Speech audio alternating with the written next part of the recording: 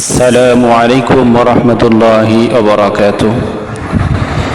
প্রিয় দর্শক, আমরা আজকে জানব একজন মুসলমান অপর মুসলমানদের প্রতি কয়টি হক রয়েছে। সেই ক্ষেত্রে আমরা জানার চেষ্টা করব।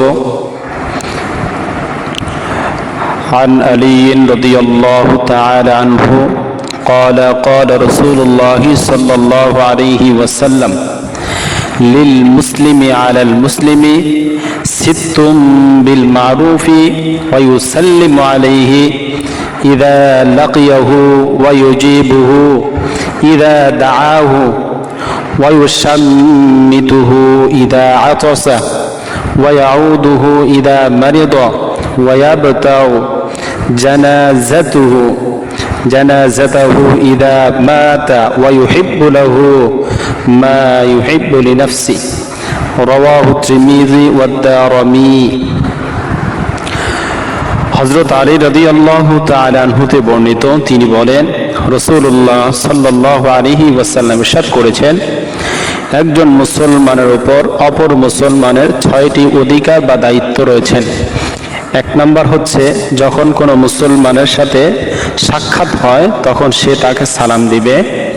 2 নম্বরে, তাকে কোনো মুসলমান ডাকলে সে সাড়া দিবে।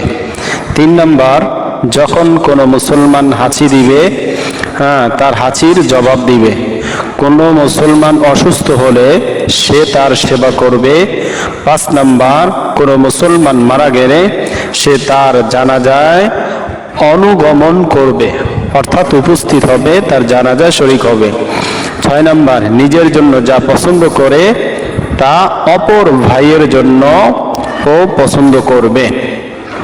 হাদিসটি বর্ণনা করছেন ইমাম তিরমিজি রাহিমাহুল্লাহ এবং দারিমি রাহমাতুল্লাহ আলাইহি।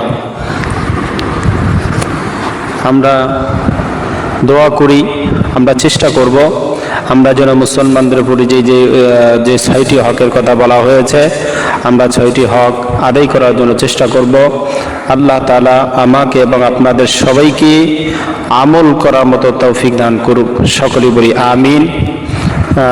আর ভিডিওটি যদি ভালো লাগে অবশ্যই লাইক, কমেন্ট, শেয়ার করে অন্যকে দেখার সুযোগ করে দিবেন, যাতে করে সকলেই মুসলমানদের 6টি হক সম্বন্ধে অবগত হতে পারে।